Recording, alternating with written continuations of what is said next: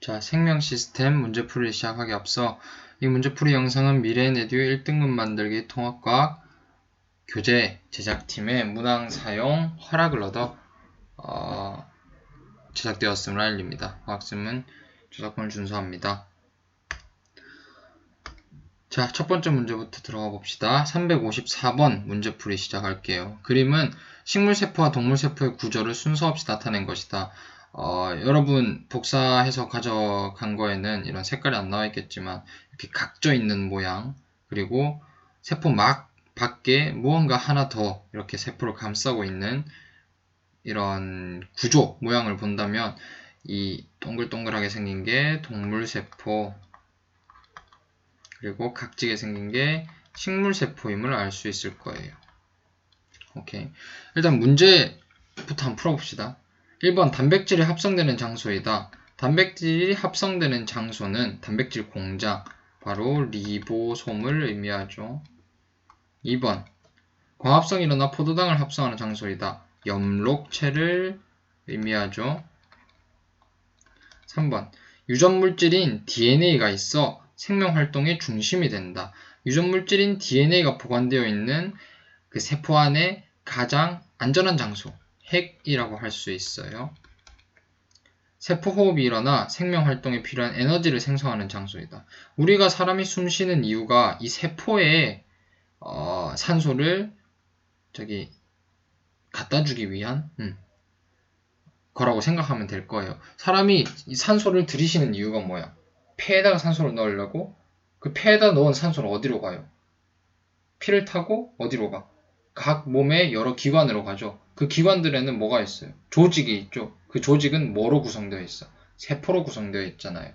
결국 우리가 마신 산소는 각 우리 신체 여러 군데에 있는 이 모든 세포들에 가서 세포도 호흡을 할 수 있게 해주는 거예요. 세포가 호흡을 한다면 똑같이 우리가 산소를 마시고 이산화탄소를 내뱉듯이 우리가 마신 산소가 세포에게 가는 거고, 세포들이 호흡을 해서 뱉은 이산화탄소가 다시 폐로 모여서 우리가 후 하고 뱉어주는 거죠. 오케이. 이 세포 호흡이 일어나는 곳 미토콘드리아가 되겠어요. 미토콘드리아. 오케이. 5번 식물세포에만 있으며 세포를 보호하고 세포 형태를 유지하는 역할을 한다. 식물세포에만 있는 거면서 세포를 보호하고 세포 형태를 유지한다. 이런 각진 형태를 유지할 수 있게 해주는 거는 세포 벽이다. 그죠? 오케이. 그러면 이렇게 5가지 적을 수는 있지만 우리가 이 그림을 보면서 하나하나 뭐가 뭔지 알 수 있어야 되죠. 그죠? 오케이. 봅시다. 일단 A는 먼저 한번 봅시다. A는 동물세포에도 있고 식물세포에도 있네. 자, A를 보니까 동물세포 제일 바깥쪽, 식물세포 조금 안쪽에 이렇게 표시가 되어 있어요. 이거는 세포막임을 우리가 알 수 있을 거예요. 오케이. B는 봅시다. B는 뭐예요? 지금 세포 중간에 있는 이 동그라미 같이 생긴 이 부분은 핵임을 알 수 있죠. 핵. 오케이. 이 안에 DNA가 있다고 했어요. 자, C도 동물세포, 식물세포 둘 다 있네. 세포는 그 자체로서 하나의 시스템이야. 세포 안에 있는 이런 수많은 세포 소기관들, 지금 세포 소기관을 적고 있죠. 세포 소기관. 이 세포 소기관들이 서로 상호작용을 하면서 세포 자체가 생명 활동을 할 수 있게 해주는 거지. 거기에서 이 에너지, 생명 활동에 필요한 에너지를 공급해주는 이 조그만한 이 콩벌레 같이 생긴 이거에 바로 미토콘드리아죠. 이거는 동물세포에도 있고 식물세포에도 있어요. 둘 다 어쨌든 살아있잖아. 식물세포도 동물세포도 살아있는 세포들이니까 이 세포들이 에너지를 공급받기 위해서는 둘 다 있어야겠지. 미토콘드리아가 되겠어요. D를 봅시다. D는 또 둘 다 있네. 보면 D는 이 핵을 둘러싼 이 와플처럼, 이 양파 껍질처럼 생긴 이 소포체라고 부르죠. 이 소포체에 다닥다닥 붙어 있는 동그랗고 작은 이 세포 소기관을 지금 가리키고 있어요. 이거는 리보솜이라고 부르는 단백질 공장이죠. 오케이. 이 리보솜은 세포 전역에 이렇게 확 균등하게 퍼져 있는 게 아니라 핵을 감싸고 있는 이 소포체의 면에 이렇게 다닥다닥 붙어 있다고 생각하면 좋겠어요. 오케이. 자, E는 지금 동물세포에는 없고 식물세포에만 있네. 그죠? 오케이. 식물세포에서 이렇게 자세히 보면 보일란가 모르겠지만, 어떤 막 안에 이렇게 코인 모양이 쌓여 있는 이런 모양이에요. 이렇게. 단추가 여러 개가 이렇게 쌓여있다 생각하면 될 것 같아요. 이게 바로 엽록체죠. 엽록체. 여기서 광합성이 일어난다. F는 봅시다. F는 이것도 E와 마찬가지로 식물세포에만 있네. 제일 바깥쪽을 지금 가리키고 있죠. 자, 이거는 식물세포에만 있는 세포벽이 되겠어요. 오케이. 그러면 5번은 F, 4번은 C, 그 다음에 3번은 B, 2번은 E, 1번은 D가 되겠네요. 오케이. 답은 D, E, B, C, F 이렇게 되겠어요. 오케이. 자, 그러면 우리 첫 번째 문제인 만큼 동물세포와 식물세포의 차이점에 대해서 한번 짚고 넘어가 볼까요? 동물세포와 식물세포의 차이점. 자,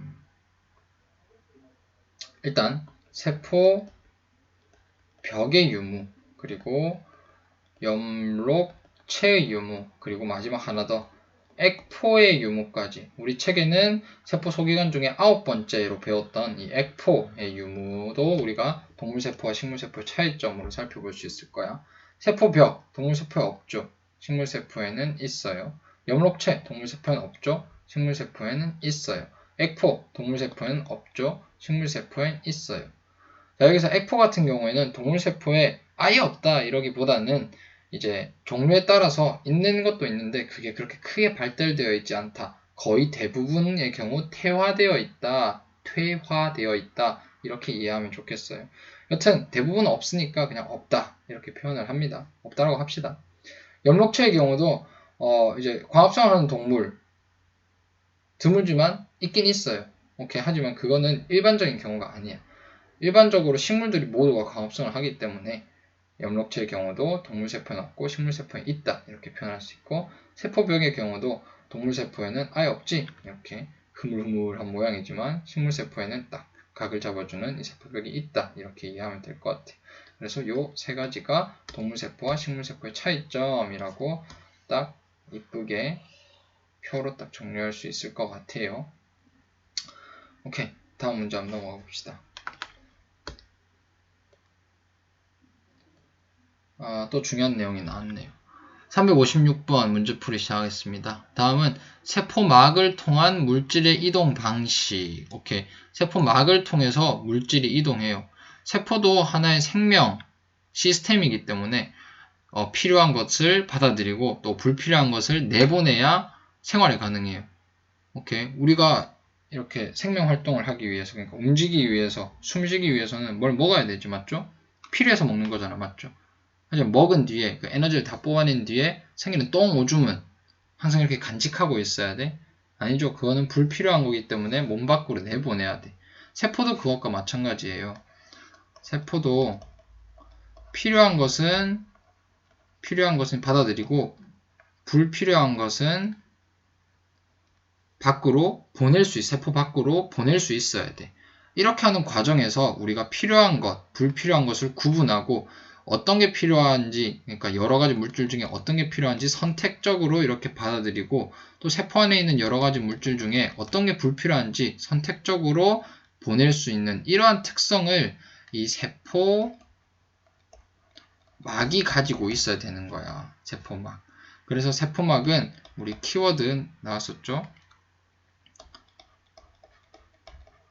선택적 투과성을 가지고 있다. 이러한 특성을 가지고 있다. 라고 우리가 배웠을 거예요. 오케이. 오늘 좀 여기 서론이 길어지네. 자, 이 선택적 투과성이 입각해서 물질의 이동 방식에 대한 설명으로 괄호에 들어갈 것을 써봅시다.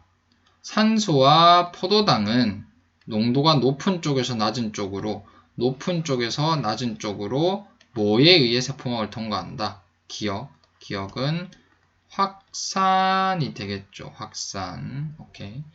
물 분자가 세포막을 통해 용질의 농도가 낮은 쪽에서 높은 쪽으로 이동하는 현상을 이거는 삼투라고 해요.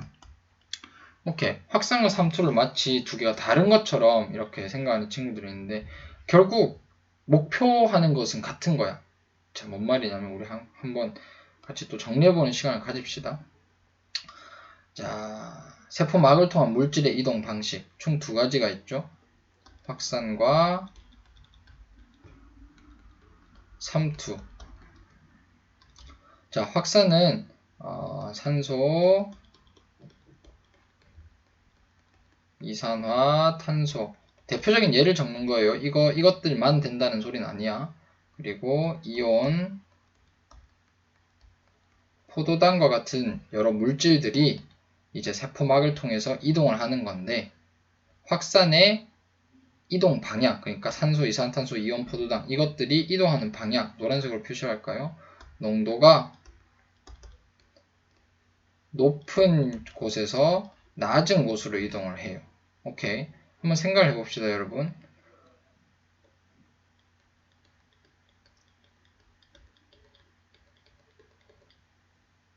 딱 한눈에 봤을 때 지금 왼쪽에 이 동그라미는 어떤 물질을 표현하는 거예요. 산소, 이산탄소, 이온, 포도당 이런 물질들.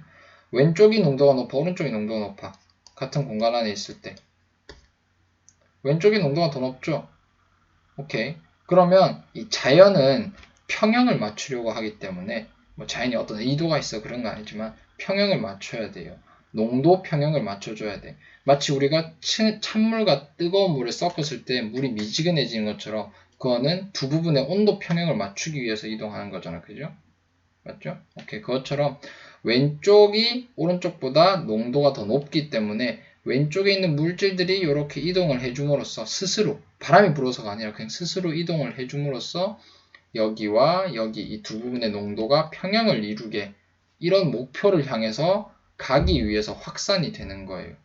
마치 쌤이 수업하다가 방구를 붕 끼면 저기 바로는 아니지만 조금 시간이 지나면 저쪽에 뒤에 있는 친구들도 냄새를 맡을 수 있잖아. 오케이. 쌤이 방구를 끼면 쌤 똥꼬 바로 앞에는 그 냄새 분자들이 많이 모여있죠. 하지만 저기 뒤에 앉아있는 친구 코앞에는 없지, 냄새 분자가 거의.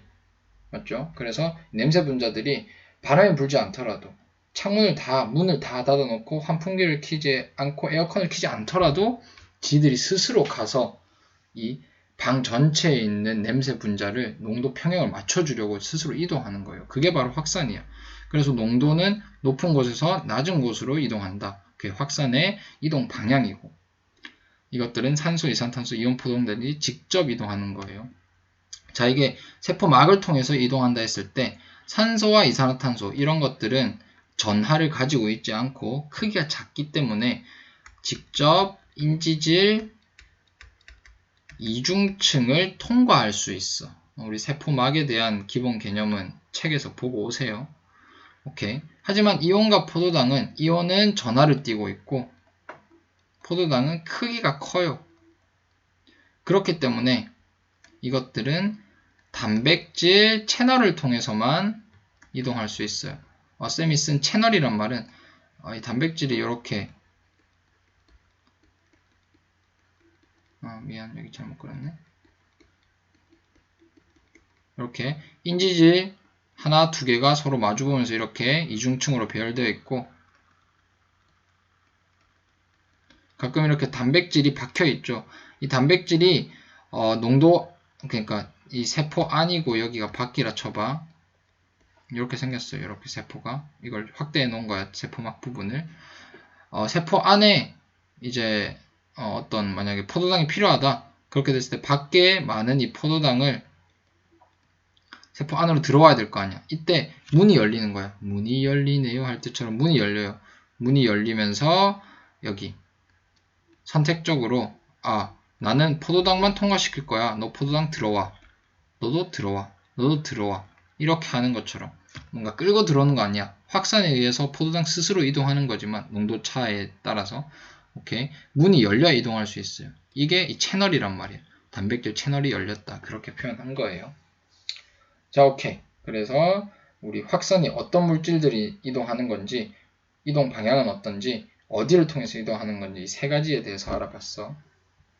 근데 삼투를 확산과 비교하면서 한번 배워봅시다. 삼투는 산소, 이산화탄소, 이온, 포도당이 직접 이동하는 거야? 아니에요. 삼투는 이동 대상이 물이에요, 물. 그리고 여기 문제에서도 나왔듯이 이동 방향은 확산과는 반대되는 농도가 낮은 곳에서 높은 곳으로 이동해. 얘들아, 근데 잘 한번 생각을 해보세요. 물이 이동을 한다 했어. 물이 이만큼 차 있고 여기도 같은 양만큼 차 있어요. 하지만 왼쪽에 있는 물에는 이만큼의 물질들이 녹아있고 오른쪽에 있는 물에는 요만큼밖에 물질이 녹아있지 않아. 농도는 어디가 높아요? 여기가 더 높죠? 여기는 낮고. 자, 그런데 이것이 여기 사이에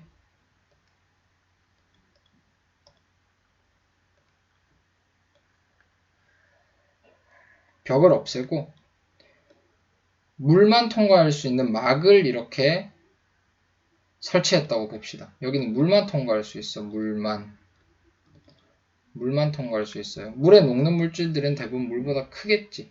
작은 것도 있을 수 있지만 물만 통과할 수 있는 막을 설치했다면 왼쪽과 오른쪽이 지금 농도가 다르지.